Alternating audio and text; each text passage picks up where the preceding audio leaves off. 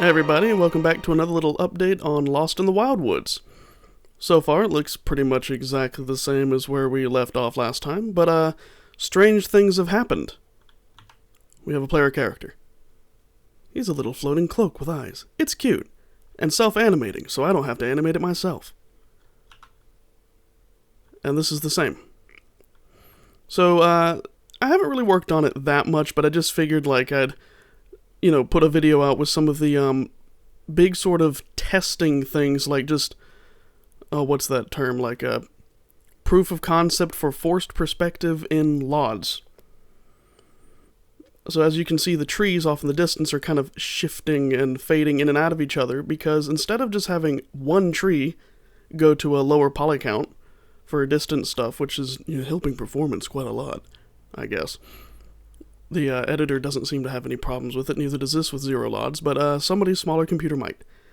The idea is that as the trees get further away, instead of it going down to a lower poly count single tree, it goes to two slightly smaller trees with an even lower poly count.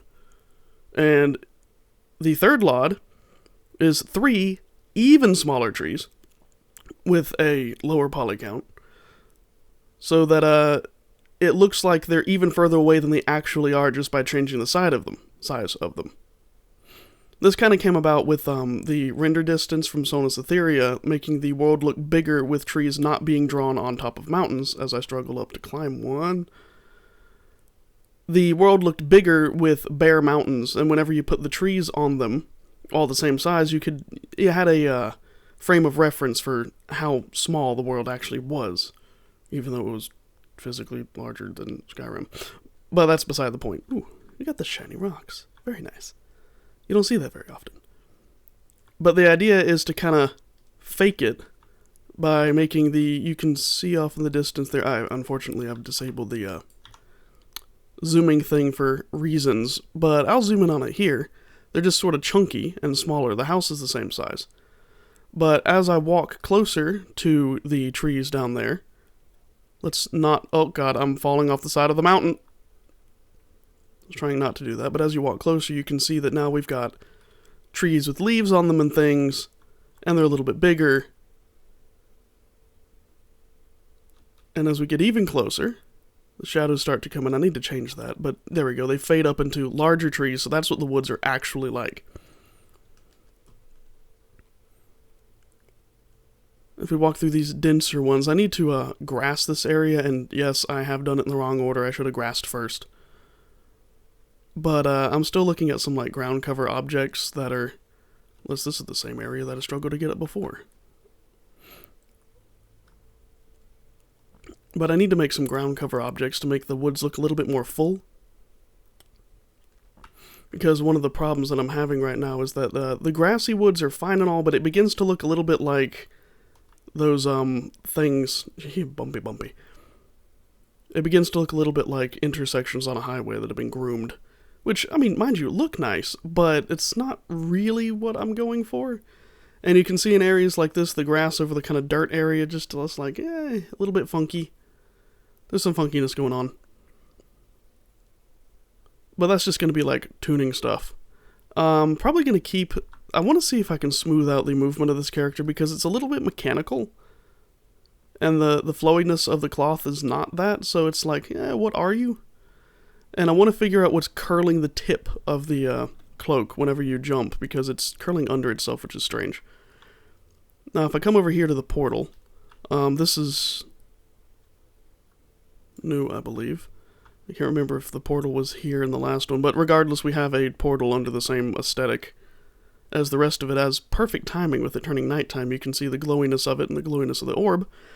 And nothing happens when you walk in currently, but if you bump into this thing, we have debug information popping up. Because, let's turn this to daytime so we can see what's happening.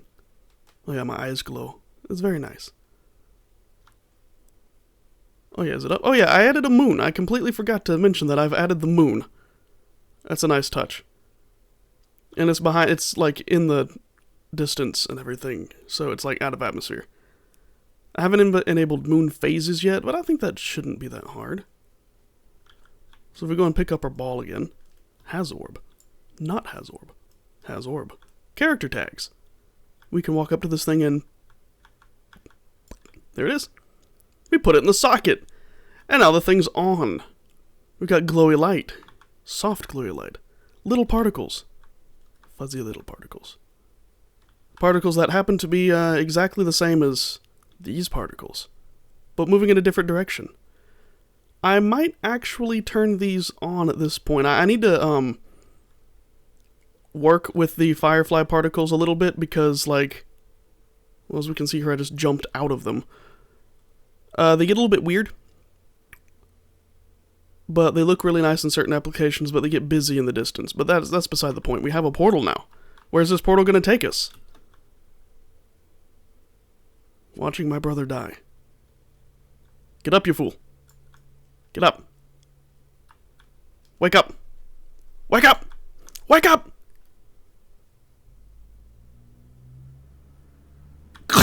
It got stuck in the tree.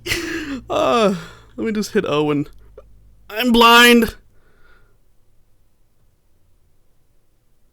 Yeah, this is my asset testing zone, where just things are placed. I've got dead trees that aren't enabled yet. I need to put some of those in there because that's how you make things look like, you know, seasons and live forest and logs and stuff. But that's all for the future. So that's basically what I've enabled now is the moon, a cute little character. I might allow you to edit him or whatever you want it to be. Change the colors of your little ghost. And enable the portal to work and detect whenever you stick a ball in its socket. This one looks smaller. Wow. I think it is smaller. But that's beside the point. There's no portal in this one. So you're stuck here. So I guess whenever you go through the portal, you go into purgatory. Where you throw your sibling into the tree. And look at a copy of yourself. Wonderful.